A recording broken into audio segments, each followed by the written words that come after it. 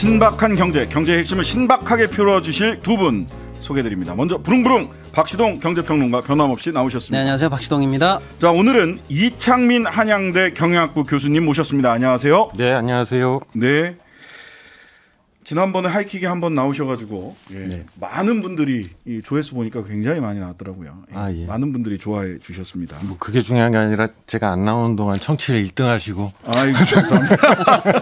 덕분에 1등을 한 겁니다. 덕분에. 안 나오는 동안 1등 했다는 게 중요한 것 같아요. 자, 지난주에도 좀 다뤘습니다만은 이번 주에 새로운 소식이 나왔어요. 정부 추경 편성하지 않고 세수 결손 부족한 세수를 어디서 메우려고 하는 것이냐에 대해서 참 답답하다. 심지어는 세수 추계도 제대로 안 하고 이거 어쩌려고 하는 거냐 했더니 오늘 어제 오늘에 걸쳐서 공자기금으로 세수 펑크를 메운다. 공적 자금 기금을 줄여서 이제 공자기금, 공자 맹자 말고 공적 자금 기금이라고 하는데 공적 자금 기금이라는 게 뭡니까, 박 평론가님? 네, 일단 쉽게 말씀드리면은 이 정부 예산을 일단 일반 회계라는 게 있어요. 네. 그리고 기금이라는 게 있다. 이걸 먼저 아셔야 될 것 같은데요. 맞습니다. 일반 회계는 그냥 정부가 예산 쓰고 하는 쉽게 말해서 그냥 보통 장부라고만 좀 기억하시면 편하실 것 같고요. 근데 이제 기금 같은 거는 좀 특수한 목적이나 특정 사업을 수행하는 데 필요해가지고 아예 별도로 뺀 예산을 이제 기금이라고 하는데 그러니까 기금이 있고 일반 회계가 있는데 기금이 사실 엄청 많거든요. 엄청 많아요. 한 67개 이상 있는 걸로 지금 파악이 되고요. 뭐 몇백 조 있습니다. 한 700조, 800조 많습니다. 예. 700조, 800조 정도 된다. 1년 거의 우리나라 1년 예산이네요. 예. 그러니까 이제 그 일반 예산이 있고 지금 말씀드린 기금이 있는데 기금이 여러 개가 있다 보니까 어떤 기금은 돈이 모자랄 때도 있고 좀 남을 때도 있고 여유가 있을 때도 있잖아요. 그래서 이 기금의 저수지, 기금의 은행, 기금의 보험 같은 그런 기금이 하나 있습니다. 공적 자금 기금. 그게 공적 자금 기금입니다. 그래서 이쪽 기금에 돈이 모자라면 거기다 주기도 하고 다시 회수해서 저쪽 기금으로 주기도 하고 그런 역할을 가운데서 하기도 하고요. 우리 국가의 여러 가지 국채 같은 것들을 여기서 상환하는 역할도 합니다. 자, 그런데 쉽게 말하면 이런 국가의 비상금, 전체 기금을 종합적으로 관리하는 요 책임 기금, 기금들의 저수지 요건데 요거를 통해서 정부가 지금 세수 결손을 해결해 보겠다. 이게 이런 대책이 나온 겁니다. 90년대, 2000년대 어떤 얘기들이 그때 경제계에서 많이 나왔냐면 기금은 이렇게 700조, 800조나 되는데 전체 총 기금이 예산 통제를 받지 않습니다. 국회 예산 통제를 받지 않고 기금 관리를 하는 각 해당 부처들이 그냥 주머니돈처럼 갖다 쓰거든요. 그래서 이거 기금 관리도 국회 예산 통제를 받아야 된다라고 하는 게 90년대, 2000년대 엄청나게 많이 나왔던 얘기예요. 그래서 이걸 어떻게 민주적으로 통제할 거냐, 어떻게 이걸 제대로 관리할 거냐가 관건이었는데 오랜만에 기금 얘기가 다시 튀어나온 거예요. 자, 근데 이게 이 교수님. 구체적으로 이 공적 자금 기금 가지고 세수 결손을 막을 수 있는 거예요? 어떻게 막겠다는 겁니까? 뭐 앞에 설명하셨는데 현행도로라고 하면 막을 수 있는 거는 사실이고요. 뭐 이제 불법은 아닌데 갖다 쓰면 되니까 행정부가 이제 문제는 뭐냐면 일단은 이제 원래는 해야 되는 방식이 제일 좋은 거는 세수를 늘리면 제일 좋고요. 자, 문제의 구체적인 이 문제가 왜 문제인지 구체적인 얘기는 잠시 광고 듣고 와서 더 이야기를 해야 될 것 같습니다. 잠시만요. 신장식의 뉴스 하이킥 박시동 평론가, 이창민 한양대 교수와 함께 신박한 경제 이어가겠습니다. 자, 세수 결손을 공적 자금 기금을 통해서 막아보겠다. 그런데 이게 국회 통제를 받지 않는 행정각부가 자기가 관리하는 기금을 그냥 갖다 끌어다 쓸 수 있거든요. 기금이라는 거는. 근데 이렇게 해서 세수 결손을 막을 수는 있다라고 얘기를 하셨어요. 그냥 갖다 끌어다 쓰면 되니까. 이래도 되는 건지, 이게 뭐가 다른 건지, 그러면 기존의 세수 결손 방지하는 프로그램이랑. 뭐 다를 건 없고요. 그러니까 다를 게 없다. 제일 좋은 거는 사실은 그러니까 정부 입장에서는 돈이 필요한데, 그러니까 세금이라는 건 정부 입장에서 저희 소득이잖아요. 그냥 그렇죠. 버는 거니까 그게 제일 좋은데 제가 보기엔 일단 첫 번째는 세수 증대를 위한 경제정책 방향이나 이런 거는 없고 없죠. 자꾸 세율 내리겠다 좀비 아이디어만 갖다 쓰다가 이꼴 좀비 났고요. 아이디어. 여기 제가 이 방송에서 좀비 아이디어라고 얘기했던 것 같은데 전 방송이었네요. 좀비 아이디어. 세금 줄이면 경제가 발전할 것이다라는 건 좀비 아이디어다. 경제가 성장할 거다. 예, 그런 말씀하셨어요. 좀비 아이디어에 지금 막장 비극으로 향해 가고 있는 것 같은데요. 그러면 안 되는데 하여튼 그리고요. 그러면 어차피 이제 세수 결손이 나면 정부가 돈은 필요하니까 돈을 빌려와야 되는데 이 정부는 자기 재정 건전성에 대한 거의 집착 수준이잖아요. 네. 전 정부에서 이제 뭐 GDP 대비 국가 부채가 몇 퍼센트 올랐나 몇 퍼센트 올랐다 계속해서 그거를 강조하고 있는 정권이라 그 수치가 더 올라가는 건 너무나 싫을 거고요. 네. 근데 예를 들면 저희가 일반적으로 알고 있는 국채라고 있잖아요. 네, 나라가 저 빚지는 거. 예, 그거는 이제 아까 말씀해 주신 정부의 일반회계와 관계돼서 그걸 가지고 그냥 일반회계에서 빵꾸 나는 거를 메우는 가장 전형적인 수단인데 이제 그거는 안 하고 왜냐하면 수치 올라가는 건 싫으니까요. 그러면 어디서 돈을 빌려와야 되는데 결국은 돈을 빌려오는 데가 여기 공자기금이 돼버린 거예요. 자, 그러니까 이해하시기를 이게 굉장히 신박한 방법이나 그런 건 아니고 신의 한 수라고 그랬어요. 네, 어차피 돈을 빌려오고 이자 주고 이래야 되는 건 똑같아요. 그러니까 어차피 늘어난 팔이기 때문에 정부의 일반회계랑 공공 각종 기금들은 갈라져 있는 거기 때문에 서로 거래 관계이기 때문에 이자 지급해야 되고 이러는 건 똑같아요. 그러니까 정부가 한국은행에서 돈 빌리면 한국은행한테 공짜로 돈 빌리는 게 아니라 한국은행한테도 이자 지급해야 되는 거거든요. 그렇죠. 예, 그거랑 똑같다고 생각을 하시면 되고 그래서 신박한 방안은 아니고 두 번째 짚을 거는 뻔한 꼼수. 네.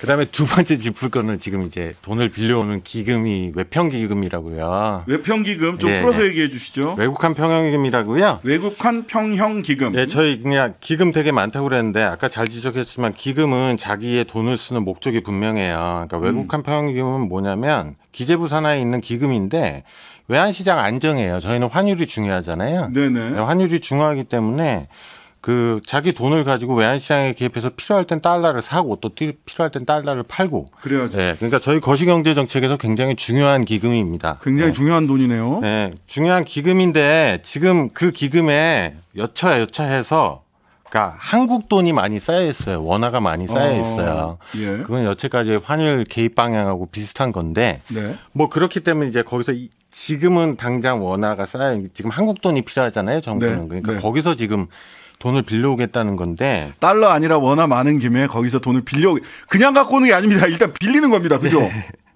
근데 이게 조금 이게 향후 언론에서 주목하시고 외환시장 반응 저희도 주목을 해야 되는 게요. 예.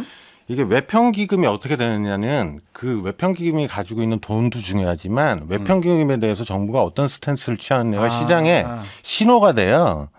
근데 이거 잘못해서 외평기금이 가지고 있는 돈을 막 정부가 딴 데 써버리면 이거 이상하게 생각할 수도 있어요. 외환시장에서. 어떻게 생각합니까? 이상하게 생각하고. 아니, 이거 뭐 예를 들면 외환시장 안정화에 대한 뭐 외환시장 의지가 없다던가 아니면 정부가 환율에 대한 방향을 전혀 이상하게 잘못 예측하고 있는 거 아닌가 뭐 이렇게 지금 환율이 지금 1,300원으로 올랐어요. 지금 계속 오를 추세거든요. 근데 여기에 개입을 전혀 안 할 생각인가 보다. 이렇게 생각할 수도 있겠네. 예, 그렇게 되고요. 그러니까 지금 방향은 뭐냐면 또 정부는 이렇게 되는 거예요. 지금 이게 복잡한 얘기인데요. 신호가 어떻게 가는 거냐면 지금 환율은 올랐지만 환율이 이렇게 다시 내려갈 수도 있잖아요. 예. 그런 방향에 대해서는 전혀 고려하지 않는다? 뭐 거기에 대한 왜냐하면 지렛대를 없애는 거니까. 외평기금이 있어야 환율이 내려갔을 때 이것을 방어할 수 있는 지렛대하고 돈이 필요하잖아요. 근데 이 돈을 정부가 끌어다 써. 세수 결손에다 갖다 써. 그러면 환율 내려갈 때 쟤네들 어떻게 방어하려고 그러지? 의문이 생기는 거죠. 첫 번째, 외평기금을 끌어다 쓰는 것에 대한 문제. 근데 하나 더 우리가 짚어봐야 될 게 있어요. 박평론가님. 돈을 이게 국채 발행하는 거나 한국은행에서 돈 빌려다 쓰는 거나 똑같이 돈을 빌려 쓰는 거라고 했잖아요. 네, 맞습니다. 그럼 이자 줘야 될 거 아니에요? 그렇죠. 이자 얼마 줘야 됩니까? 그러니까 이게 마치 정부가 지금 국채 발행을 해서 이자를 발생하고 국가의 부채를 늘리는 게 다음 세대에 대한 짐을 늘리는 거다. 우린 그런 거 하지 않겠다 이러면서 그랬죠. 건전 재정을 달성하는 정말 좋은 정부다. 이게 레토릭이었는데. 신의 한 수라고 그랬다니까. 외평기금 갖다 쓰는 걸. 다른 돈을 쓰면 마치 국가 부담이 안 되거나 이자가 없는 것처럼 오해되는 얘기거든요. 전혀 그렇지가 않고요. 지금 내년도에 이 아까 말씀드린 그 공자기금 관련해서 총 이자 상환까지 고려하면 내년에만 22조 원의 돈이 추가로 듭니다. 이자를 기금에서 지금 세수 펑크 난다고 돈 빌려다가 물론 요거 때문은 아니지만 그렇죠. 22조에 예. 그리고 뭐 이자를 내야 돼요? 기금에다가? 예. 그리고 또 기금은 부자 되겠네. 그리고 방금 교수님 말씀하신 것처럼 외평기금에서 그러면 그 공자기금에서 일반 회계로 돈이 넘어가는 거거든요. 예. 얼마 넘어가냐면 약 20조 정도 지금 넘어갈 예정이에요. 예. 그런데 왜 그러면 외평기금이냐? 예, 하필이면. 예, 그러니까 외평기금에서 공자기금으로 대충 20조 정도가 갈 것으로 보이고 네. 그 공자기금에서 다시 일반 회계로 가는데 네. 외평기금에서 지금 한 20조 정도가 그러면 없어도 되는 거냐? 얼마나 원화가 많으면 편안하게 그 돈을 갖다 쓰냐? 예. 그게 아니고요. 외평기금에서 돈이 빠지잖아요. 예. 내년에 외평기금에서 외평채를 또 발행을 합니다.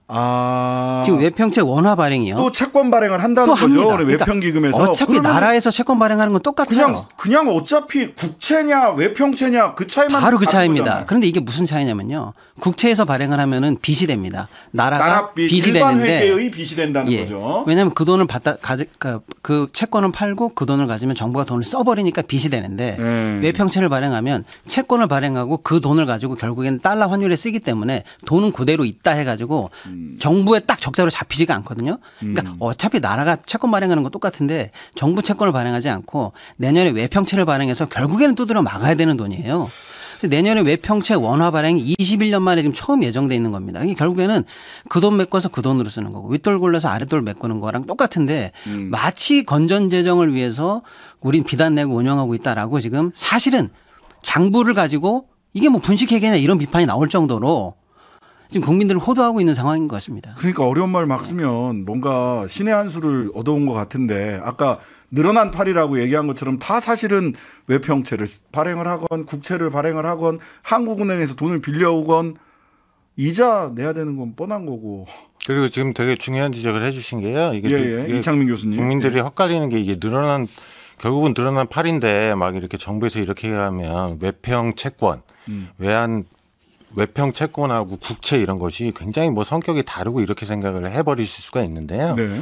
지금 21년 만에 지금 발행한다고 말씀을 하셨는데 외평채요. 예, 외평채 원화 발행. 원화 표시 외평채인데요. 이걸 정부가 자제했던 이유 중에 하나가 국채랑 외평채를 막 동시에 빵빵 발행을 해대면 그게 자금 시장에 되게 부담을 주거든요. 네. 근데 지금 금리도 높고 사람들이 민간에서는 빌려갈 돈도 없는데 정부가 나서서 우르르 다 해가면 그럼 국채랑 외평 이 자금 시장에 부담을 준다는 얘기는 국채랑 외평채를 동시에 발행을 하고 하면 이게 굉장히 건강한 믿을 만한 신용도가 높은 거라서 회사채나 이런 채권이 팔리지가 않아요. 외평채하고 국채만 다 산단 말이에요.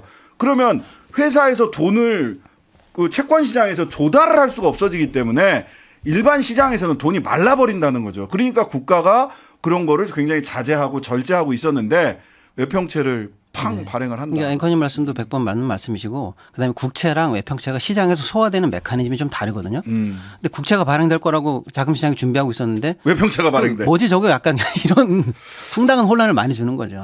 그러니까 이거 아랫돌 빼서 윗돌 괴는 방식인 거고 국채라고 하는 쿼테이션 이 국채 문재인은 국채 문재인 정부는 국채 이 얘기에 스스로 발목이 잡혀서 맞습니다.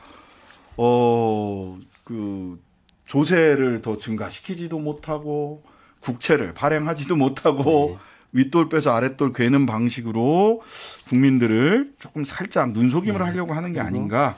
가장 위험한 그래서 마지막까지 안전판이 돼야 될 외평을 건드렸다는 게 굉장히 시장의 불안감을 지금 증폭시키고 있습니다. 자, 이 말하자면 요거 얘기 있습니다. 지난주에 내온 새 예산안 놓고도 말들이 많은데 이번 주에 수요일 날은 소위 R&D 예산 관련해서 과학자 한 분 모시고 R&D 예산이 어떤 효과가 지금 벌어지고 있는가 감축한 거 얘기를 할 건데 그 중에서 또 이제 그 과학 R&D 예산뿐만 아니라 인문사회 쪽도 경사연 경제사회연구회 전임정부 인사를 겨냥한 보복성 예산 편성, 보복성 예산 삭감 편성이 있었다라는 보도가 있었습니다. 네, 그 앵커님 말씀하신 것처럼 그 정부가 내년도 예산을 발표하면서 가장 크게 지금 비판받는 게 R&D 예산을 약 전년 대비해서 17% 이상 절대값으로 삭감했거든요. 증가율이 줄인 게 아니고. 네. 그래서 이게 국가의 미래를 좀먹는 일 아니냐 이래서 비판을 많이 받는데 과학기술 R&D 말고요. 인문사회 쪽 R&D 예산도 지금 반토막이 났다고 그래서 갑자기 좀 주목을 받고 있는데 특히 방금 말씀하신 것처럼 그 경제 인문 분야 국책기관에 경사연이라고 있는데요. 여기에 예산이 무려 전년 대비 반토막이 났습니다. 그런데 여기 관련해서는 또 그 대표나 그 임원 쪽에서 전 정부 인사들이 많기 때문에 보복성 예산까지 예산 감액까지 더해진 거 아니냐. 그래서 국가의 R&D 예산을 정략적으로 접근해서 이렇게 삭감해도 되는 거냐라는 비판이 일고 있는 거죠. 그러니까 그 경사연 이사장이 정해구 경사연 이사장에 대해서 한덕수 총리가 윤석열 정부가 너무 안 맞아 바뀌어야 한다라고 이야기를 한 이후에 이렇게 절반이 뚝 잘려버리니까 어떠세요? 이 경제사회 연구자로서 예? 경제학과 교수님, 경영학부 교수님이시구나. 이창민 교수님. 찬바람이 좀 부는 거예요? 이렇게 되면 경제사회 쪽도? 뭐 인문학적 연구자로서는 뭐 안타까운데요. 뭐 그거보다 이제 더 문제는 이제 어차피 이제 예산이라는 건 정부가 돈을 어디다 쓸까를 자기가 배치를 하는 건데 어느 정도는 저는 이제 정치적인 문제고 철학적인 문제인 거는 모든 정권에서 당연해요. 왜냐하면 모든 정권이 자기가 포커스를 두는 게 다르잖아요. 예를 들면 교육이 중요하다고 생각하면 교육에 더 쓰는 거고 국방이 중요하다고 하면 국방에 더 쓰는 거고 그런데 그거는 제가 보기에 중요한 거는 이 정부의 가장 큰 문제는 어떤 당시의 경제적인 상황 그런 백그라운드에 맞춰서 그 예산을 배분을 해야 되잖아요. 근데 이게 너무 뭐 정치적으로 돼가는 것 같으니까 이렇게 정치적으로 예를 들면 보복이나 이런 얘기들이 나오는 거는 뭐 어디까지 사실인지는 모르겠습니다만 만약 그렇다고 그러면 이거는 진짜 향후의 경제 성장이나 이런 거랑은 전혀 상관없는 거거든요. 그냥 자기 한풀이가 되는 거잖아요. 한풀이. 예. 한풀이 기념. 그러니까 이게 지금 전년도 예산에 비해서 절대값으로 200억이 잘렸어요. 그리고 감액률을 보니까 52% 감액이거든요. 그 뭐 문 닫으라는 얘기 아닙니까? 그래서 이게 그러니까 어느 정도 수준인가 봤더니 15년 전 수준 예산으로 이거를 복귀시켜놨어요. 그럼 이제 국민 여러분들이 그럼 반값으로 연구를 반만 하면 되겠지라고 생각하는데 그게 아니고요. 전체 예산이 반이 줄었잖아요. 인건비 어떻게? 인건비 경상비가 있지 않습니까? 그러니까 실제로 연구 관련한 예산은 반이 준 게 아니고요. 다 줄었네. 거의 없다시피 할 정도로 확 줄었다는 거죠. 왜냐하면 그 거기에 있는 박사님들 연구원들 인건비는 줘야 될 거 아니에요. 그렇죠.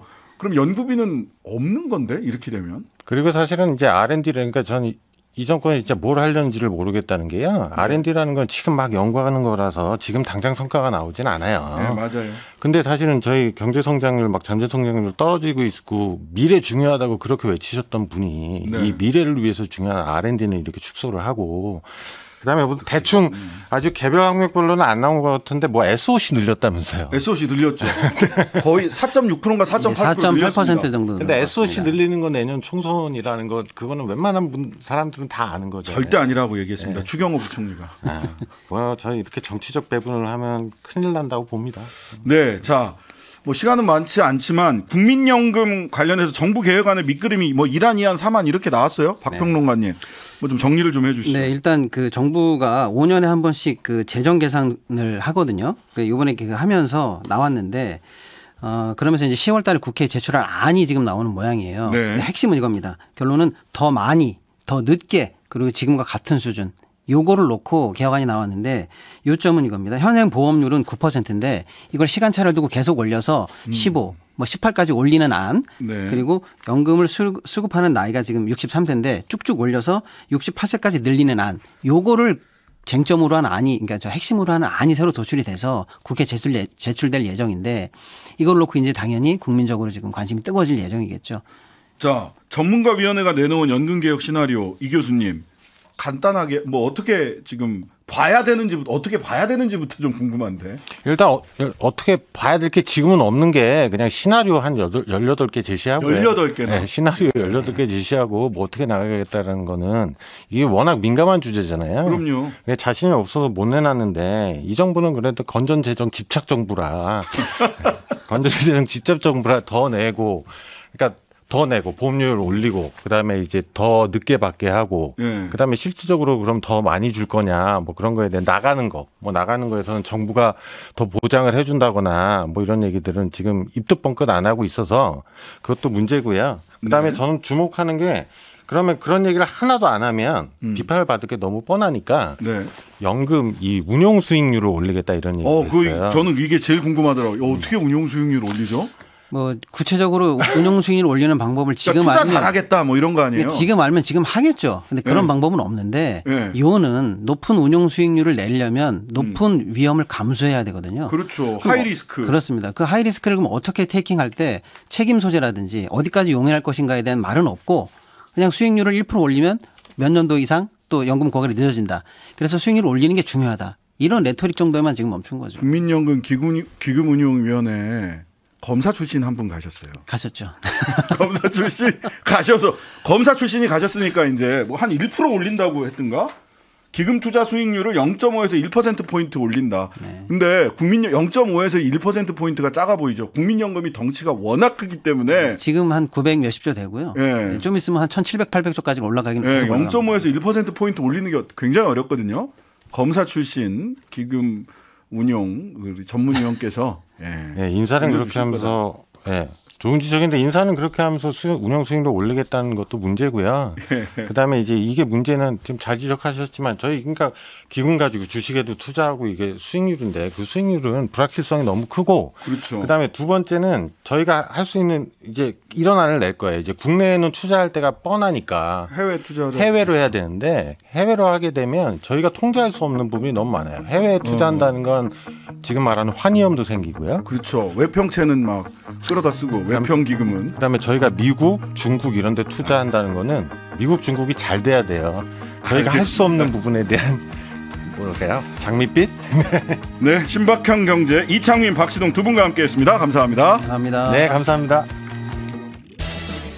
하루 종일 기다려지는 진짜 시사. 평일 저녁 6시 5분 신장식의 뉴스 하이킥.